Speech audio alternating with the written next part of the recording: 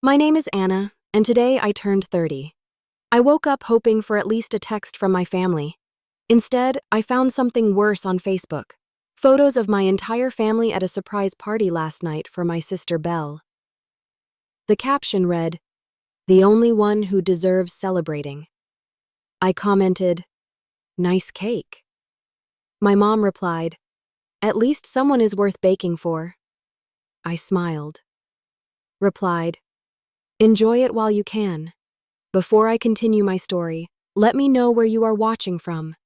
Hit that like and subscribe button if you have ever felt invisible in your own family. Trust me, what happened next will show you exactly how to take back your power. The Facebook incident might shock you, but for me, it was just the latest episode in a lifelong pattern. Growing up, our family had clear roles. I was the responsible one, and Belle was the golden child. 3 years younger than me, she somehow managed to get praise for the smallest efforts while my achievements gathered dust. I still remember my 10th birthday. I had asked for a small party with my friends from school. Nothing extravagant, just pizza and games in our backyard. The day before, Belle decided she wanted to join the local dance class. Suddenly, my birthday money became her registration fee. "We can celebrate next weekend," Mom said. That next weekend never came. When our parents divorced, I was 12 and Belle was 9. The separation hit our family like a hurricane, leaving emotional debris everywhere. Dad moved across town, promising weekend visits that became monthly, then quarterly, then just holiday appearances. Mom fell into a depression that left me picking up the slack. I cooked meals, helped with homework, and made sure bills were placed prominently on the counter so Mom would remember to pay them. Belle reacted differently. She acted out, skipping school, slamming doors, and screaming that the divorce was somehow my fault. Rather than discipline her, Mom would spend hours consoling her, buying her gifts to make up for our broken home. "Your sister is sensitive," Mom would explain when I questioned the double standard. "You are strong, Anna. You can handle things." By 16, I had a 4.0 GPA, was captain of the debate team, and worked weekends at the local grocery store to save for college. When I made National Honor Society, my induction ceremony fell on the same day as Belle's junior high soccer game. No one from my family attended my ceremony. That night, they brought home ice cream to celebrate Belle scoring a single goal in a game they lost. "We are so proud of you too," Anna, Dad said over the phone when I called to tell him about my achievement. "But you know your sister needs the encouragement more than you do. College was my escape. I earned a partial scholarship and worked 2 jobs to cover the rest." Mom called weekly, but conversations always circled back to Belle's latest drama. When Belle graduated high school with a C average, they threw her a party that cost more than my entire first semester textbooks. When Belle decided to attend community college, I was genuinely happy for her. Maybe some structure will help her grow up, I thought. 6 months later, she dropped out, claiming it was too stressful. By then, I had graduated and landed an entry-level position at a marketing firm. I was making enough to rent a small apartment and start paying off my student loans. Then came the call from Belle. She needed first and last month's rent for an apartment. "Just until I find my passion," she explained. Against my better judgment, I transferred the money. Mom called to thank me, saying, "It is nice to see you finally helping your sister." What they did not know was that I continued helping. For the past 2 years, I have been transferring 40% of Belle's rent money monthly. Not because she asked, but because her landlord called me when she was 3 months behind. Rather than let her face eviction, I set up automatic payments. I never told my family, and Belle never acknowledged it. She still complained about barely making rent at family gatherings while I sat silently. Last Christmas, Belle announced she had been promoted at the boutique where she worked part-time. Everyone toasted her success. Later, I overheard her telling Mom she had been fired weeks earlier, but did not want to ruin the holiday. I said nothing about the extra money I had sent when she texted claiming her heat might get shut off. My 27th birthday passed with a text message from Mom. "Happy birthday. Taking Belle shopping for her job interviews. Call you later." She never called. I spent the evening alone treating myself to takeout and a movie, telling myself it did not matter. A month ago, Dad called to ask if I could contribute to a special surprise they were planning. He would not elaborate, just said the family was pulling together for something important. I sent $500, assuming it was for Mom's upcoming 60th birthday. I even marked my calendar to make sure I would be available for whatever they planned. Now, looking at those Facebook photos, I realized what the special surprise had been. A party for Belle on the eve of my birthday. This morning, I woke up at 6:30, like any other workday. Except it was not just any day. It was my 28th birthday. I lay in bed for a few extra minutes, allowing myself to hope that today might be different. Maybe there would be a text from Mom or even a call from Dad. At the very least, Belle might remember, if only because Facebook would remind her. I checked my phone. 3 messages, one from my boss wishing me a happy birthday and letting me know she had left a card on my desk, one from my college roommate who never forgot, and one from my dentist's automated system reminding me about my cleaning next week. Nothing from family. It is still early, I told myself as I showered and dressed for work. By the time I arrived at the office, my Instagram had a few birthday messages from acquaintances. Still nothing from my family. I threw myself into work, telling myself I did not care. After all, I was 28, not 8. Birthdays were not supposed to matter at my age. During my lunch break, I finally allowed myself to check Facebook. That is when I saw them. 27 photos posted by my cousin Amber at 11:30 last night. Surprise party for the one and only Belle. Family is everything.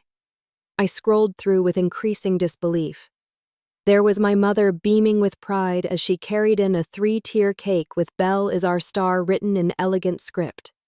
There was my father, who had claimed he could not visit this month due to work constraints, his arm around Belle as she opened a small jewelry box. The shocked expression on her face as she pulled out what looked like diamond earrings. There was Aunt Judith, who lived 3 states away and had missed my college graduation because traveling is too difficult.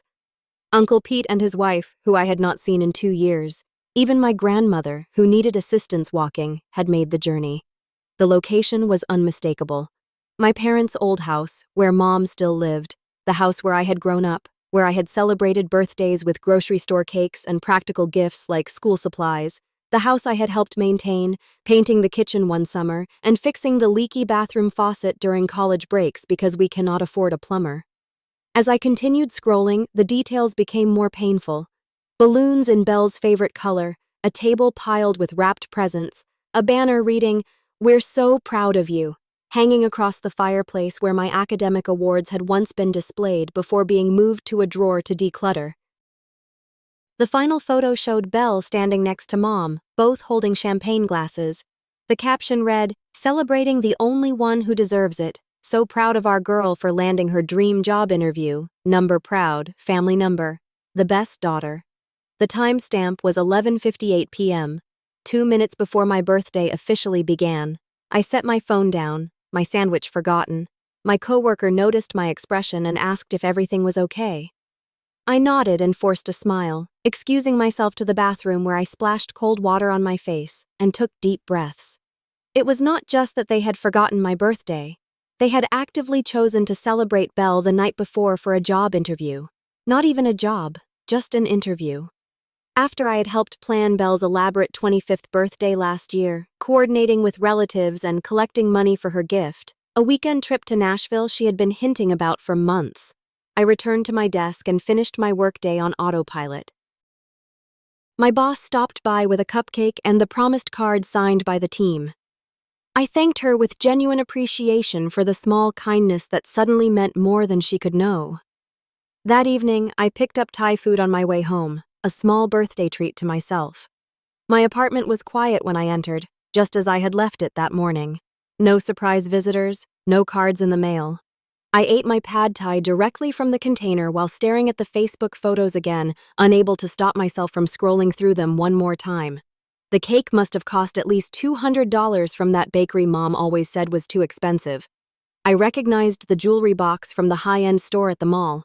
The champagne was the brand Dad saved for special occasions. And there, in the background of one photo, barely visible but unmistakable, a gift bag from the tech store with the corner of a laptop box peeking out, the same laptop I had mentioned wanting when my current one started showing signs of age. The exact model I had researched for months, waiting for a sale or bonus from work to justify the expense. I set my food aside, no longer hungry. The magnitude of the betrayal settling over me like a heavy blanket. This was not thoughtlessness. This was not forgetfulness. This was deliberate. And tomorrow they would probably remember. There would be belated texts, maybe even a pre-functor call. Mom might offer to take me to lunch next weekend if Belle did not need something. Dad might send his standard gift card with a generic message. They would expect me to accept these crumbs with gratitude, just as I always had. But something had shifted inside me. As I sat alone in my apartment on my 28th birthday, I realized I was done accepting crumbs. I stared at my phone for nearly 20 minutes, drafting and deleting potential comments. The angry ones felt too revealing, exposing a wound I had spent years pretending did not exist. The passive-aggressive options seemed childish. The sad, honest responses would only make me look pathetic. Finally, I settled on something simple. Nice cake. Neutral could be interpreted as sincere. Only I would know the pain behind those two words. I hit send and set my phone aside, telling myself I would not check for responses. Less than 5 minutes later, I was refreshing the page. The first response came from my aunt. It was delicious. Belle deserves the best. Then my cousin. We missed you, but it was a perfect night for perfect Belle. I noticed neither mentioned my birthday or asked why I had not been invited. I was simultaneously hurt and unsurprised. Then came my mother's comment, the one that would finally break the dam. At least someone is worth baking for. I stared at those words, reading them over and over. 6 words that confirmed what I had felt my entire life. In my mother's eyes, I was not worth the effort, not worth celebrating, not worth loving the way she loved Belle. The comments continued. My uncle added a laughing emoji. A family friend I had not seen in years wrote, "Your sister is such a star." Another cousin tagged Belle asking when she would hear about the job. Then Belle herself replied to my comment. "Sorry, sis. Guess mom loves me more. LOL. Maybe next year you will have something worth celebrating too." The casual cruelty stole my breath. The lull as if her words were not a knife twisting in an already gaping wound. The implication that I had nothing in my life worth celebrating despite my degree, my job, my self-sufficiency, despite the fact that I had been silently supporting her for years. My fingers hovered over the keyboard. This was the moment where I typically swallowed the hurt, made an excuse for their behavior, laughed it off to keep the peace. "Not today," I typed. "Enjoy it while you can." 4 words. Simple, a bit cryptic, but I knew what they meant, even if my family would interpret it as a petty comment from a jealous sister. Within minutes, my phone rang. It was my cousin Amber, the one who had posted the photos. The only one who seemed to notice the exchange might indicate deeper issues. "Hey Anna, happy birthday," she said when I answered. "You remembered," I replied, unable to keep the surprise from my voice. "Of course I did. Listen, about last night. I feel bad you were not there. Why was there even a party last night?" I asked. Amber hesitated. "Your mom said Belle needed a confidence boost before her big interview. Said we should show her how much the family supports her." Another pause. "I did ask about you." "Your mom said you were too busy with work to attend family functions lately." The lie stung. I had not been invited to a family function in months, despite regularly asking when we might get together. "I sent money for this party," I said quietly. "Dad called it a special surprise the family was planning. I thought it was for Mom's birthday next month." "Oh God, Anna, I had no idea." Amber sounded genuinely upset. "That is really messed up." After we hung up, I received a text from my father. "Happy birthday, kiddo. Sorry I cannot call today. Taking Belle shopping for interview clothes. Dinner soon." No mention of the party. No acknowledgement that he had been in town and not contacted me. Just another broken promise of a soon that would never materialize. I placed my phone face down on the coffee table and finally allowed myself to cry. Not delicate tears, but ugly, body-shaking sobs that had been building for 28 years. I cried for the little girl whose birthday money went to her sister's dance classes, for the teenager who celebrated achievements alone, for the adult who kept giving to a family that took and never gave back. When the tears finally stopped, I felt hollowed out but strangely clear-headed, like a fever had broken. I remembered similar moments throughout my life. The public humiliation at family gatherings when Mom would compare us. "Why cannot you be more like your sister at Christmas dinner?" when I mentioned work stress. "Belle is just more fun to be around." When I asked why I had not been invited to a family beach day, "Your sister just needs more support than you." The constant refrain whenever I questioned the imbalance. I had spent my life accepting these explanations, internalizing the message that Belle's needs would always matter more than mine, that my role was to give, to understand, to forgive, to be the responsible one who did not need attention or care. I picked up my phone and looked at the exchange again. Those 6 words from my mother, "At least someone is worth baking for." Something inside me hardened into resolve. I was done being the understanding one, done being the responsible one who got nothing in return. Done being invisible. Enjoy it while you can. It was not just a comment anymore. It was a promise. Sitting cross-legged on my couch, surrounded by the remains of my solitary birthday dinner, I pulled out my laptop and opened a spreadsheet I had been maintaining for years. Every transfer to Belle, every bill I had paid, every loan that was never mentioned again, 2 years of rent supplements, 6 months of utilities when she claimed her roommate had moved out unexpectedly, 3 car payments when she said she might lose her vehicle, the security deposit on her current apartment that I had covered entirely. The total made me lose $17,842 over 3 years, money I could have used to pay off my student loans faster. Money that could have gone toward a down payment on a condo instead of my small rented apartment. Money that disappeared into the black hole of Belle's irresponsibility while she continued to be celebrated as the family treasure. I opened my email and found messages from Belle I had saved. "Just need a little help this month. Things are tight at work.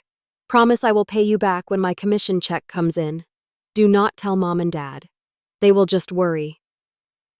Then I found emails from her workplace forwarded to me when I helped her set up her professional email account. Emails she did not know I could see, warnings about tardiness, concerns about her attitude with customers. Finally, a termination notice from 3 months ago, citing inconsistent performance and unreliability. 3 months. She had been unemployed for 3 months while telling the family she had been promoted. While I continued to transfer money for what I thought was supplemental rent, while my parents planned a party to celebrate her fictional job interview, I checked my bank statement. Next, the automatic transfer to Belle's landlord was scheduled for the first of each month, $800, directly to the property management company because Belle had proven she could not be trusted to use the money for its intended purpose. I continued digging. A quick search of my email found the contact information for her landlord, Mr. Patterson. I had spoken with him when Belle first faced eviction, working out the arrangement that had kept her housed. I had his direct number and email saved. I also found something else. A notice from the utility company that had been accidentally sent to my email instead of Belle's warning of disconnection due to non-payment. The outstanding balance was over $600. Despite the money I had sent specifically for utilities just last month, the pieces fell into place with sickening clarity. Belle had not been using my money for rent and utilities. She had been spending it elsewhere while letting the bills pile up, knowing I would step in before disaster struck. She had been fired from her job but continued the charade, probably living off my financial support while seeking attention and sympathy from our parents. And my parents had enabled this, celebrating her lies while dismissing my genuine accomplishments. The surprise party was just the most recent and painful example of a lifelong pattern. I took a deep breath and made 3 decisions. First, I logged into my bank account and canceled the automatic transfer to Belle's landlord. The next payment would have processed in 5 days. Now it would not happen.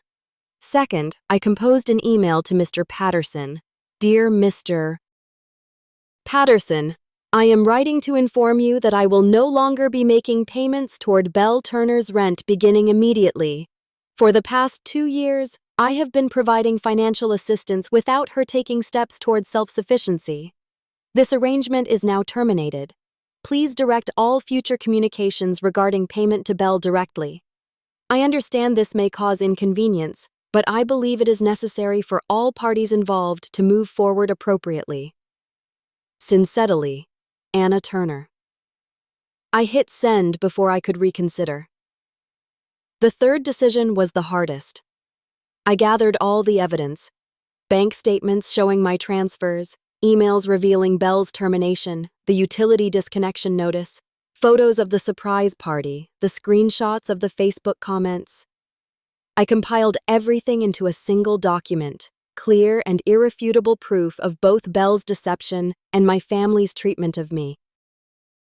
I composed a second email addressed to my parents with Belle copied, Mom, Dad, and Belle. For years, I have supported this family emotionally and financially without recognition or appreciation. I have remained silent as you celebrated Belle while ignoring my achievements and my birthday. I have transferred thousands of dollars to keep Belle housed and comfortable while she lied about her employment status and financial situation. This ends now.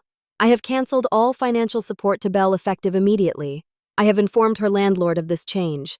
The attached documents provide evidence of both my contributions and Belle's misrepresentations. I am stepping back from this dynamic to focus on my own well-being. Please respect this decision. Anna. My finger hovered over the send button. This would change everything. There would be anger, denial, guilt trips. They would call me selfish, cruel, jealous. They would twist the narrative to make me the villain. But for the first time in my life, I did not care what they thought. I hit send. I closed my laptop and turned off my phone. Whatever fallout came, it would not reach me tonight. Tonight, I would sleep knowing I had finally stood up for myself.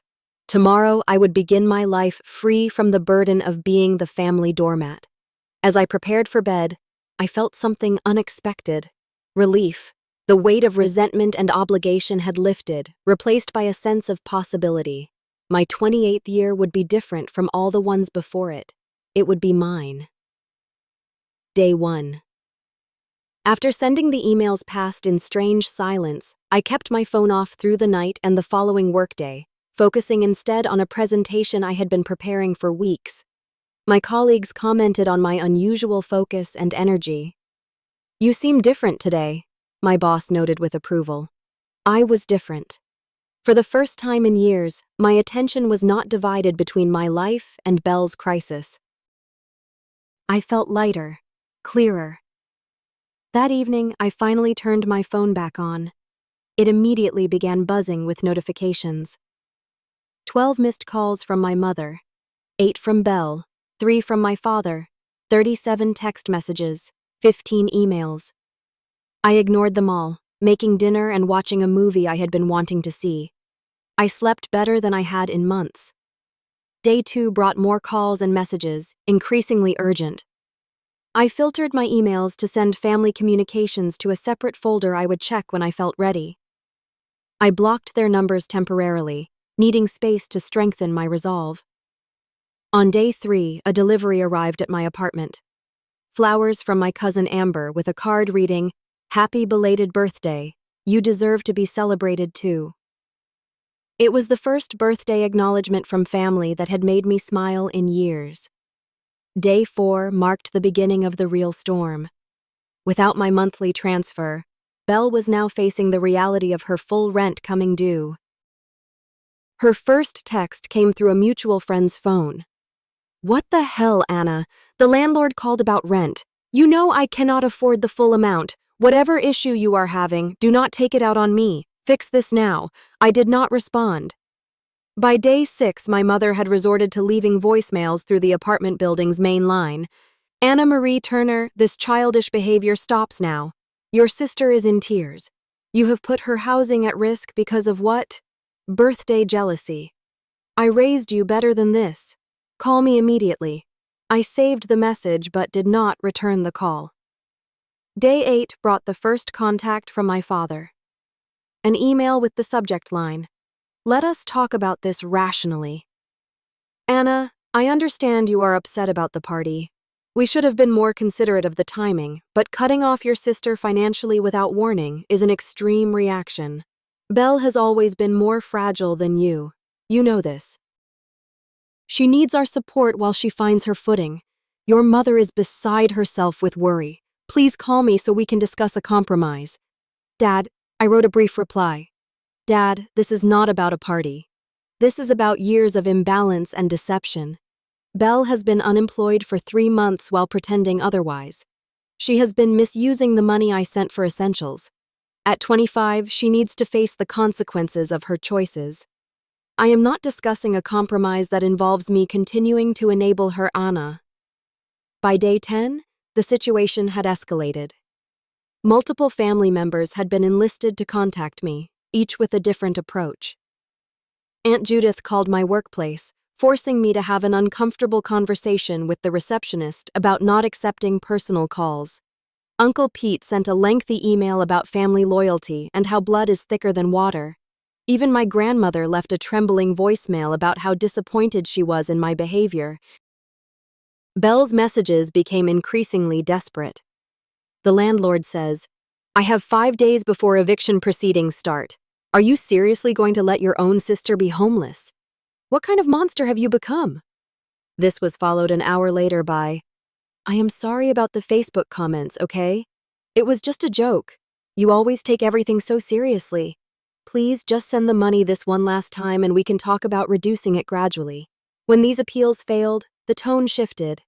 "Mom and Dad know everything now. How you have been spying on my emails, how you set me up to fail. Everyone can see how jealous you have always been of me. Good luck ever being welcome in this family again."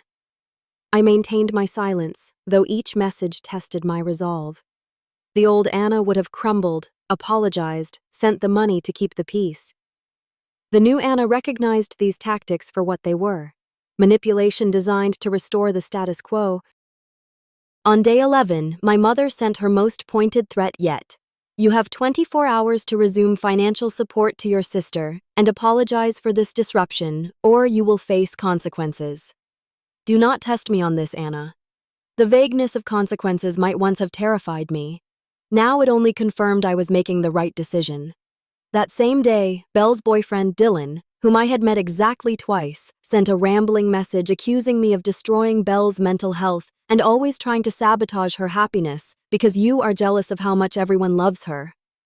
I blocked his number along with several others, creating a small circle of peace around myself. I focused on work, accepted a dinner invitation from colleagues. I had often declined in the past due to family obligations and even scheduled a consultation with a therapist, something I had considered for years but never prioritized. The unexpected bright spot came when Amber called to check on me. "I saw the email you sent with all the evidence," she said. "I had no idea you were supporting Belle financially all this time." "No one did," I replied. "That was the point. Well, for what it is worth, I think you are doing the right thing." Amber said, "It is about time someone in this family stood up to the Belle worship, and I am sorry about your birthday. I should have realized something was off when your mom insisted you could not come to the party."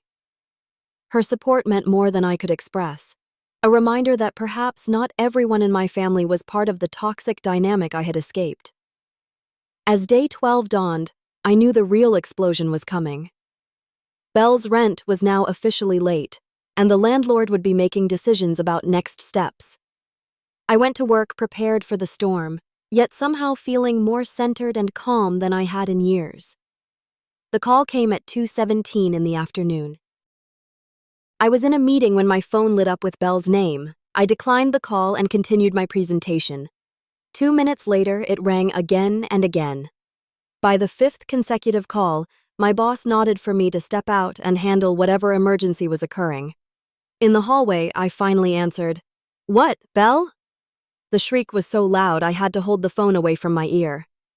"The landlord just called. He is starting eviction proceedings. Fix this right now." "I cannot fix this, Belle. I said, keeping my voice calm and professional. This is the consequence of your choices, my choices. You chose to stop paying without warning. You chose to ruin my life because you are jealous about a stupid party. You have been lying about being employed for 3 months, I replied. You have been misusing the money I sent for utilities. Those were your choices. So what? You make plenty of money. You do not have a life anyway. So what else would you spend it on? The casual cruelty still had the power to sting, but not to break me. Goodbye, Belle. I suggest you start packing or finding a way to pay your rent. I ended the call as she was mid-scream and returned to my meeting. 10 minutes later, my phone began buzzing continuously with notifications. Our family group chat, dormant for months, except for Belle's announcements, had exploded. Mom, Anna, answer your phone immediately. Dad, this has gone too far. Call your sister. Aunt Judith, I cannot believe you would do this to your own blood. Uncle Pete, your grandfather would be ashamed. And on, a chorus of outrage and condemnation. I muted the chat and focused on finishing my workday. At 4:30, the receptionist called my extension. Anna, your mother is in the lobby. She seems upset. Security is asking if they should escort her out. My heart raced, but I took a deep breath. Tell them I will be right down. In the lobby, my mother was pacing, her face flushed with anger. When she saw me, she pointed a shaking finger. You, how dare you humiliate our family like this? The security guard looked at me questioningly. I smiled at him. It is okay, Frank. This is my mother. We will step outside for a moment. Outside the building, I turned to face her. Mom, I am at work. This is inappropriate. Inappropriate. You know what is inappropriate? Sending private financial information to the entire family. Making your sister look bad to make yourself feel important. She could lose her apartment. Mom, I said quietly. Belle lost her job 3 months ago and did not tell anyone. She has been lying to all of us. She was trying to find the right time to tell us. She did not want to worry us. She had no problem worrying me when she needed money. I pointed out she had no problem accepting my help while mocking me publicly. That was just teasing. You have always been too sensitive. A colleague walked past, eyeing us curiously. I maintained my professional demeanor. I cannot do this here. If you want to have a civil conversation, we can schedule a time to talk. Oh, now you want to talk after dropping this bomb on everyone? Your sister is having a panic attack. Your father had to leave work early. All because you could not handle not being the center of attention for once. The irony of her statement was so profound, I almost laughed. Mom, when have I ever been the center of attention in this family? She dismissed this with a wave of her hand. You are coming with me right now to apologize to your sister and reinstate the payments. No, I am not. The simple refusal seemed to shock her more than anything else. In her world, I always eventually gave in. Excuse me. I said, no, I am going back to work now. I suggest you leave before security becomes concerned again. I turned to go, but she grabbed my arm. If you walk away from this family now, do not expect to be welcomed back. I looked at her hand on my arm, then into her eyes. That sounds like a threat, Mom. It is a reality. Family stands by family. Funny, I said, gently removing her hand. I have been standing by this family financially and emotionally for years. Where was this family stands by family motto on my birthday? She had no answer for that.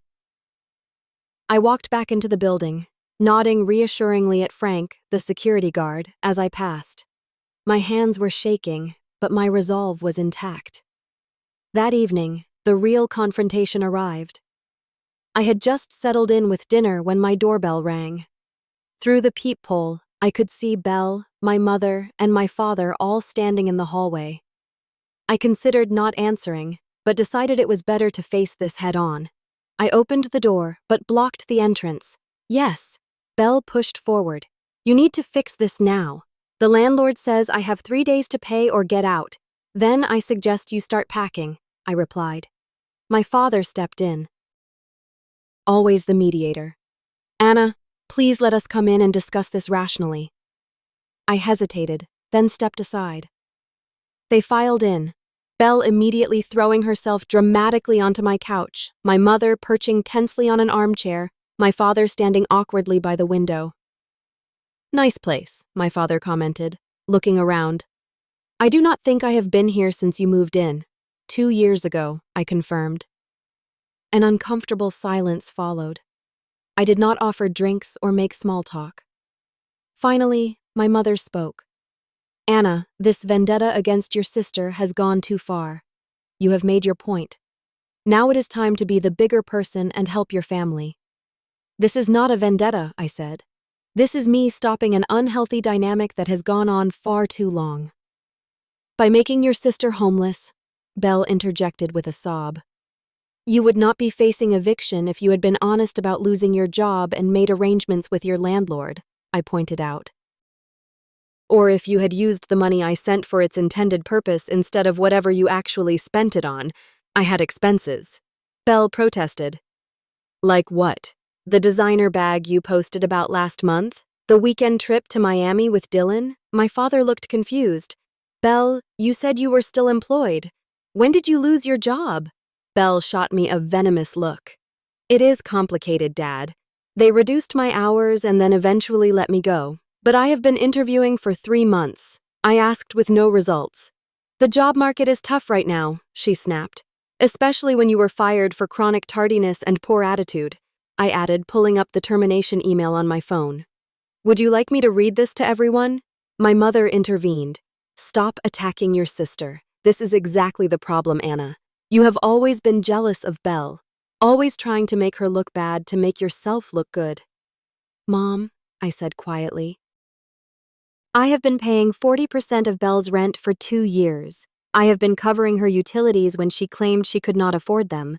I sent money for car payments, for medical bills, for emergency after emergency. All while you and Dad celebrated her and ignored me, including throwing her a surprise party the night before my birthday using money I contributed." "We did not know it was your birthday," my father said weakly. "You forgot your own daughter's birthday?" I asked, looking him directly in the eyes. He had the grace to look ashamed. "Things have been hectic. They are always hectic when it comes to me," I said, "but never too hectic for Belle." "That is because Belle needs us more," my mother exclaimed. "You have always been independent, always handled things on your own." "Because I had to," I replied. "Because no one was going to handle them for me." "So this is punishment?" Belle asked. "You are punishing me because Mom and Dad love me more." The room went silent. The truth laid bare in Belle's careless words. "This is not punishment," I said after a moment. "This is me prioritizing myself for the first time. This is me refusing to continue supporting someone who takes without appreciation, who mocks me publicly, who lies about her situation." "What do you want?" My mother demanded an apology. "Fine, we are sorry we forgot your birthday. We are sorry about the party timing, but this response is completely disproportionate." "I do not want an apology," I said. "I want change. I want recognition of the pattern that has dominated our family for decades. I want Belle to take responsibility for her own life, and I want to focus on mine." "By leaving your sister homeless," my father asked. "Belle has options," I pointed out. "She can get a job, any job, to pay rent while looking for something better. She can find a roommate. She can move back home with Mom. She can downsize to a more affordable place." "Those all sound horrible," Belle wailed. "Welcome to adult life," I replied. "The life I have been living while subsidizing your extended adolescence." My mother stood abruptly. "This is getting us nowhere. Here is what is going to happen. You will reinstate the payments to the landlord, at least until Belle finds stable employment. In return, we will make more effort to acknowledge your contributions." The condescension in her tone was the final straw. "No," I said simply. "That is not what is going to happen. What is going to happen is this. I am going to continue living my life free from financial obligation to Belle, and as it happens, that life might be changing significantly soon." 3 pairs of eyes fixed on me. "What does that mean?" my father asked. I have been offered a position in our Chicago office, I said, revealing information I had been sitting on for weeks. A significant promotion with relocation assistance. I have accepted it. Chicago? My mother repeated. You cannot move to Chicago. Who will help with family matters here? That is exactly my point, I said. I have never been seen as a daughter or sister in this family. I have been seen as a resource, a backup plan, a safety net. Well, the safety net is being folded up and put away. You would really abandon your family? Belle asked, tears streaming down her face. After everything we have done for you? The question was so absurd I laughed out loud. What exactly have any of you done for me, Belle? Name one thing. She opened her mouth, then closed it again, looking to our parents for help. My father cleared his throat. Anna, I understand you are hurt, and perhaps we have overlooked certain things, but cutting off your sister and moving across the country seems extreme. It is not extreme, I countered. It is healthy. It is necessary for all of us. If you do this, my mother said, her voice tight with anger, do not expect our support. I have never had your support, I replied. That is rather the point. The truth of it hung in the air between us. My mother gathered her purse, a signal that the conversation was over. Come on, Belle. We will figure this out ourselves, as always. Belle stood, mascara streaking her cheeks. For a moment, I saw a flicker of something beyond the tears and tantrum. Fear. Real fear of facing consequences without me as a backup. Allie, she said, using the childhood nickname she knew I had a weakness for. I cannot lose my apartment. Please, I will do better. I will get a job tomorrow. I will pay you back everything. I have heard those promises before, I said, not unkindly. But this time you will need to prove it with actions, not words. You are really not going to help me. The realization finally seemed to be sinking in. I am helping you, I said, just not in the way you want. My father lingered as my mother stormed out, Belle trailing behind her. Anna, he said quietly, I never realized the extent of what you have been doing for your sister. No one did, I replied. That was how Belle wanted it. He nodded slowly. The party. That was poorly timed. I should have remembered your birthday. Yes, you should have. Chicago, huh? He said after a moment. That is a big move, a necessary one. He seemed to be struggling with something. Finally, he said, I have not been a good father to you, have I? The simple acknowledgement after years of imbalance brought unexpected tears to my eyes. No, I said honestly. You have not. He nodded again, accepting the truth without argument. I am sorry for that. Truly. As he left, he turned back one last time. When do you leave for Chicago? 3 weeks, I replied. Perhaps we could have lunch before then. Just the two of us. I did not immediately agree, but I did not refuse either. I will think about it. After they left, I sat in the silence of my apartment, processing what had just happened. For the first time in my life, I had stood my ground against the full force of my family's expectations and manipulation. I had stated my truth and held firm. My phone buzzed with a text from Belle. I hate you for doing this to me. 5 minutes later, another text arrived. I do not know how to do this without you. The second message was more honest than anything she had said in years.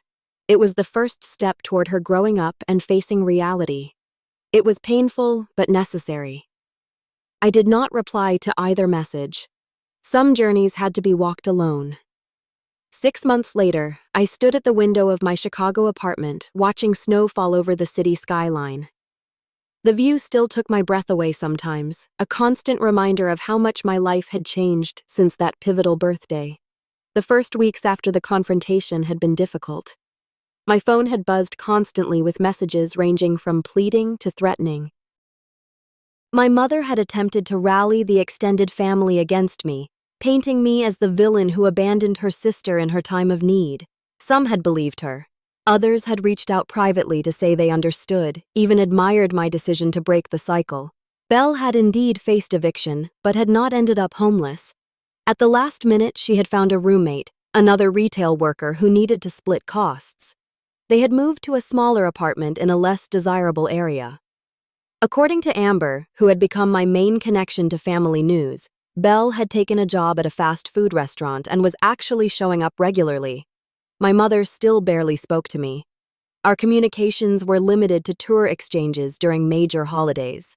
She had not visited Chicago, though I had invited her for Thanksgiving. Too busy taking care of the family members who still care, had been her response. My father, surprisingly, had made more effort. We had had that lunch before I left. An awkward but honest conversation where he had admitted to years of favoring Belle. She was louder about her needs, he had explained.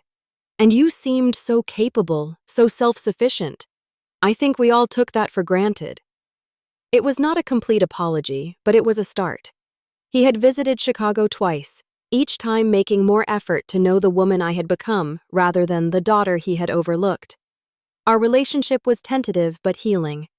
I had found a therapist in Chicago, Dr. Winters, who specialized in family dynamics. Our weekly sessions had helped me process years of being the forgotten child, the responsible one, the family bank. What you did was not just standing up for yourself, she had told me. It was refusing to enable a dynamic that was harmful to everyone, including Belle. That perspective had helped ease the guilt that sometimes still crept in during quiet moments. I had not ruined Belle's life by cutting off support. I had given her the opportunity to build her own. My professional life had flourished in Chicago.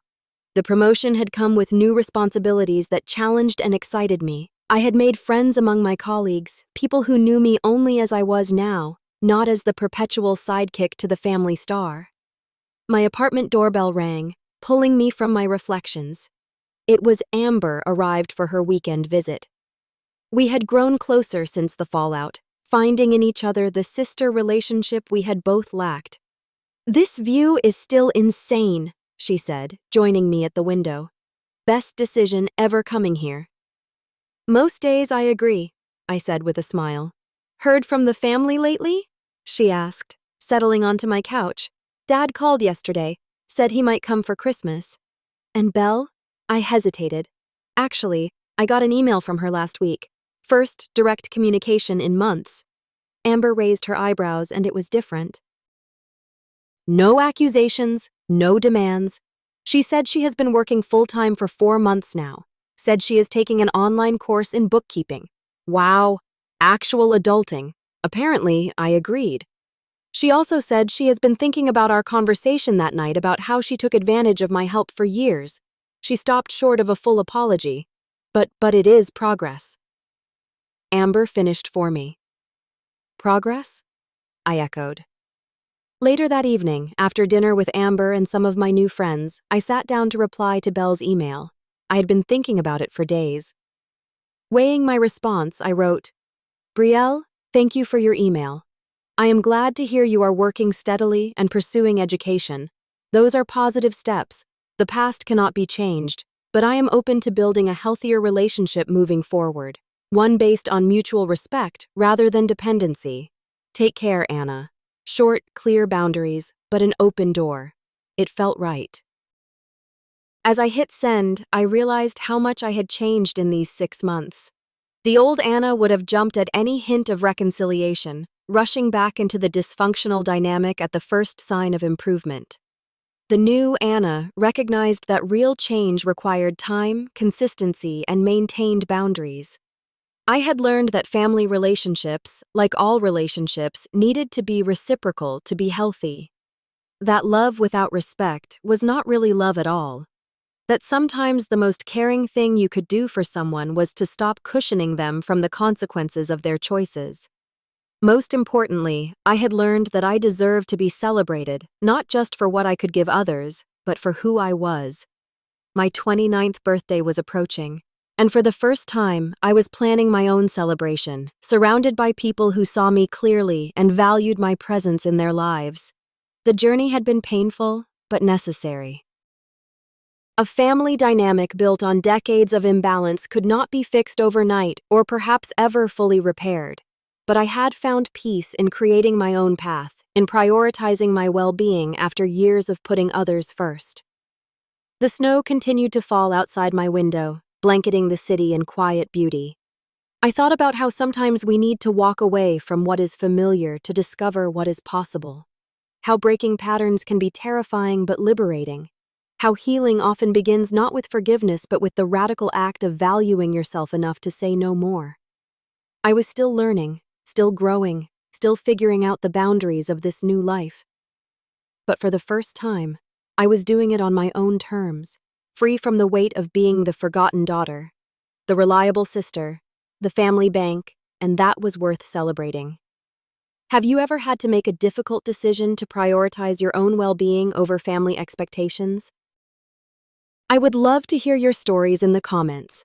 If this resonated with you, please like this video and subscribe to my channel for more stories about setting boundaries and finding your worth. Remember that sometimes the bravest thing you can do is put yourself first. Thank you for listening, and remember your story matters even when others try to write you out of it.